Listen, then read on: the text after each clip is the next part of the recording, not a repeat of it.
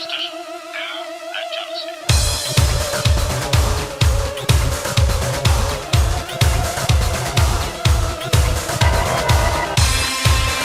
It's not what it is, man. I mean, you know, it's not everything is what it appears to be here. You know, I mean, it's theater. It's fear. It's fear.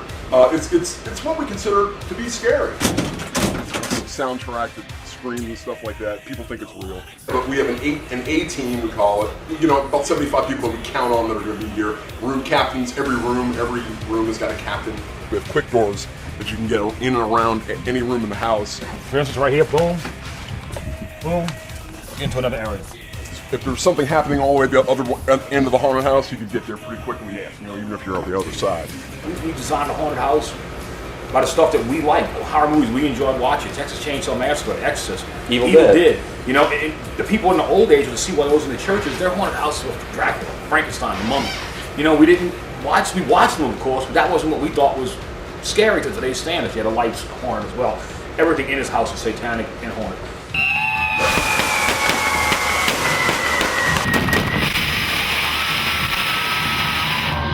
When this is operating, people used to think that this was a real dead deer. We had Vice show up, parish police, wildlife and fisheries, all are complaining. The exact quote was, "Y'all have a real live dead deer on the property." The trick for it is we had this trophy head with all these fake guts, but the guys that were doing the room had a 55-gallon drum full of garbage, piss, rotted milk, puke, and real flies buzzing around. So when you got to this room, it smelled like a rotten animal corpse. They're trying to shut us down. I bring the motherfuckers through, and I lift up the thing, and it's like paper. I say, "Here's your deer, son." And they're like, "Okay, y'all can open. Go ahead." Nice That was day. it.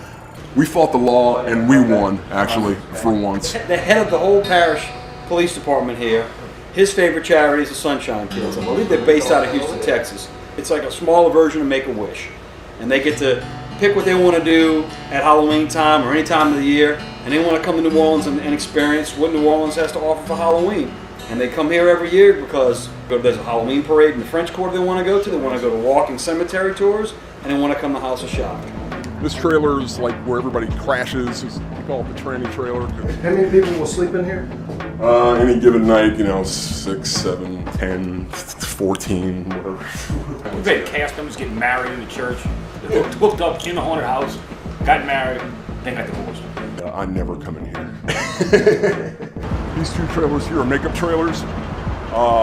So people will be getting their makeup done. Some people do their own makeup. We have a makeup station set here also for airbrush makeup. This is just the general hangout area. This is like where we feed the cast at the end of the night. When we have the parties at the end of the night, this is where all that happens. This is where they have to come smoke. This red line right here, they can smoke on that side of the red line because that side of the red line is pyro. So you don't want to get too close with the cigarette.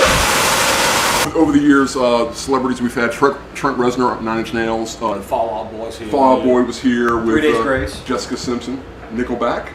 We've done private parties for Nickelback here a bunch of times. Jerry Cantrell from Alice in Jerry Chains. Cantrell. Hornets.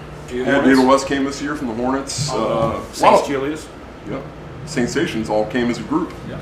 Every one of them. Our goal for this year, we're kind of reinventing ourselves this year. We've been doing this thing for 19 years. It's been the House of Shock horror show, and we haven't really capitalized on the fact that it is a festival. We have all the stuff going on outside. We have the bands. We have the food. You know, the whole vibe of the place. Freak show. Freak shows. It's a very much a festival atmosphere. So we're billing ourselves now as a Halloween festival, and we're gearing ourselves toward that. Hopefully to drive a different demographic here. Marie Laveau. She's in this part of the world, first woman of color of any kind of power. She ruled over the city for about 40 years.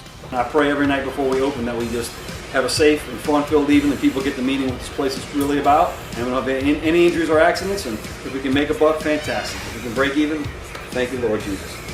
Amen.